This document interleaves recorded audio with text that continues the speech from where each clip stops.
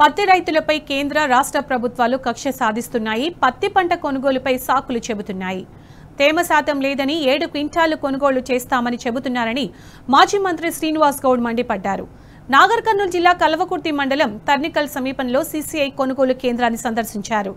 పత్తి పంట కొనుగోలుపై కొర్రీలు పెట్టొద్దని డిమాండ్ చేశారు. మరింత సమాచారం మా ప్రతినిధి శేఖరాచారి అందిస్తారు.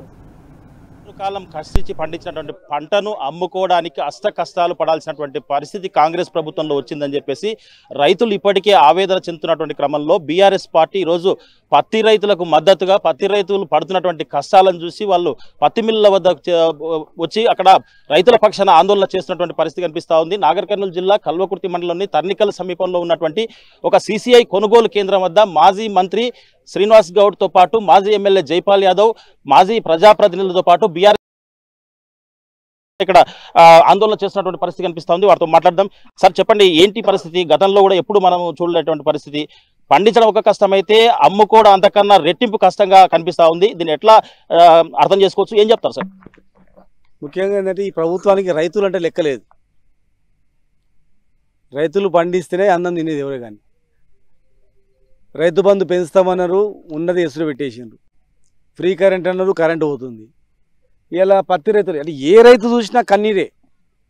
మళ్ళీ 20 ఏళ్ళ కింద 10 ఏళ్ళ రైతులది పురుగుల మందు ఆగి తాగడమో, లేకపోతే ఆత్మహత్యలు చేసుకోవడమో, ఊరు ఇడిచిపెట్టి భూములు ఇడిచిపెట్టి ఎక్కడో పట్నం మనుమోనికి పోవడమో అట్లా ఉండే. 10 ఏళ్ళలో ఏమైందంటే రైతులందరూ మళ్ళీ ఊర్లలో వచ్చి ఇండ్లు కట్టుకొని మంచిగా అయినరు. ఊరిని కాపాడిన రైతు, ఒకప్పుడు కాపాడిన రైతు ఊరు ఇడిచిపెట్టిపోయిండు, మళ్ళీ ఊరికి వచ్చిండు. 10 ఏళ్ళు మంచిగా ఉన్నాడు. ఇవాళ చూస్తే జొన్నలు వేసినా అదే కథ ఉంది, వరి వేసినా మద్దతు ధర లేదు. లాస్ట్కి ఈరోజు పత్తి రైతులు కన్న కష్టాలు పడి చిన్న పిల్లలను వదిలిపెట్టి, భార్య పిల్లలు వదిలిపెట్టి, ఎండనక వాననక అడవుల పొండి తిరిగి పంట పండించుకుంటే ఇలా ఈ పంట పండడమే ఒకసారి తెగులు తగిలి మొత్తం పోతుంది. ఇలా పంట పండిందంటే పంట కొనిటోళ్ళు లేడు. కేంద్రము వీడు ఆంధ్ర ఈ ప్రభుత్వం రాష్ట్ర ప్రభుత్వం కేంద్రం మీద వేస్తుంది, కేంద్రం వీళ్ళ మీద వేస్తుంది. ఇద్దరు కలిసి రైతులు ముంచి, కేంద్రం కూడా రైతుల ప్రభుత్వమే కాదు, ఎంతోమంది పంజాబ్ నుంచి రైతులు కొంతమంది వేల మంది చనిపోయారు. రైతు వ్యతిరేక ప్రభుత్వాలు ఇవి. ఇలా ఈ ప్రభుత్వం అసలు ముందు చూపలేదు. వరి అట్లే ఉంది, పత్తి అయితే తెలంగాణ మా జిల్లాలో ముఖ్యంగా ఈ జిల్లాలో వండేది వరి లేకపోతే పత్తి, రెండు తప్ప ఏం లేదు. మా బతుకు తెరువే ఇది. వాళ్ళు లేకపోతే మేము లేము. కనుక వెంటనే ప్రభుత్వం చేయాలి. లేదంటే ఖచ్చితంగా మేము మా కేటీఆర్ గారు, మా నాయకుడు కేసీఆర్ గారితో మాట్లాడి అవసరం అనుకుంటే మరి దీని కార్యక్రమాన్ని ఎట్లా ఉధృతం చేద్దాం, ఢిల్లీ పోదామా లేకపోతే ఇక్కడ ఏమైనా చేద్దామా చేస్తాం. ఎట్టి పరిస్థితుల్లో రైతులకు అన్యాయం జరిగితే మాత్రం కేసీఆర్ ఊరుకోడు. ఆయన నేను గొంతుల పానం ఉన్నంత వరకు అందరు రైతులకు రైతు బంధు ఇస్తాడు. మరి ఆయన ఇచ్చిండు. మొట్టమొదటి దేశంలో ప్రవేశపెట్టింది ఆయన. ఫ్రీ కరెంట్ ఇస్తాడు. ఇలా కరెంట్ మీటర్లు పెట్టడానికి రెడీ ఉన్నారు. బీజేపీలో ఎప్పుడు కరెంట్ మీటర్లు పెట్టాలని చూస్తున్నారు వాళ్ళు. ఆల్రెడీ అన్ని రాష్ట్రాలు పెట్టిరు. కానీ కరెంటు మీటర్లు పెట్టినా ఊరుకోం, రైతులకు నష్టం జరిగిన ఊరుకోం, రైతులకు గిట్టుబాటు ధర ఇవ్వకపోతే ఊరుకోం, దాడులు చేసి భయపెట్టిస్తాం, మిల్లుల పైన బంద్ చేపిస్తామంటే కూడా మేము ఊరుకోం. ఖచ్చితంగా మాది రైతుల ప్రభుత్వం, మా రైతు ప్రభుత్వం మాది. కనుక గ్యారెంటీగా వీళ్ళ పక్షాన ఉంటాం మేము. రైతుల పక్షాన ఈరోజు ఆందోళనకు దిగుతున్నటువంటి పరిస్థితి కనిపిస్తూ ఉంది. కల్వకుర్తి నియోజకవర్గ రైతుల పక్షాన ప్రధానంగా ఈ ప్రభుత్వాలను మీరు ఏం డిమాండ్ చేస్తారు? చివరి చెప్పండి.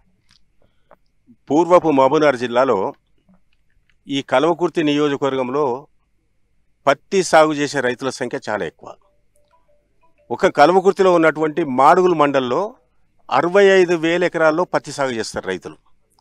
అదేవిధంగా మిగతా మండలంలో 25,000 చొప్పున మొత్తం కూడా పత్తి సాగు చేస్తారు. ఒక కల్వకుర్తి నియోజకవర్గంలో 2 లక్షల ఎకరాల్లో పత్తి సాగు చేస్తున్నారు. గతంలో టీఆర్ఎస్ ప్రభుత్వం ఉన్నప్పుడు ఎప్పుడు కూడా నిబంధన లేదు. 12 క్వింటాల వరకు ఎంత వస్తే అంత మొత్తం కూడా ఈ సీసీఐ ద్వారా కొనుగోలు చేసేది, గిట్టుబాటు ధర కూడా ఇచ్చేది.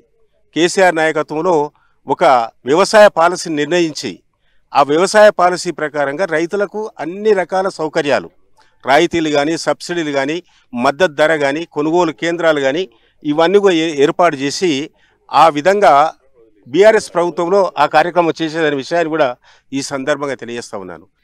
7 క్వింటాల నిబంధనను ఎత్తివేయాలి. అదేవిధంగా 8,110 రూపాయలు కనీస మద్దతు ధర ఇవ్వాలి. అదేవిధంగా 60 లక్షల ఎకరాల్లో ఏదైతే పత్తి సాగు చేసారో ఈ పత్తి రైతులు పండించిన పంటను మొత్తం కూడా ప్రభుత్వం ఎలాంటి నిబంధనలు లేకుండా కొనుగోలు చేయాలి. ఆ విధంగా కొనుగోలు కేంద్రాలు ఇలా కల్వకుర్తిలో 11 జిన్నింగ్ మిల్లులకు ఇచ్చారు. జిన్నింగ్ మిల్లు మొత్తం కూడా మూతపడ్డాయి. వాళ్ళ మీద కూడా ఆంక్షలు విధించారు.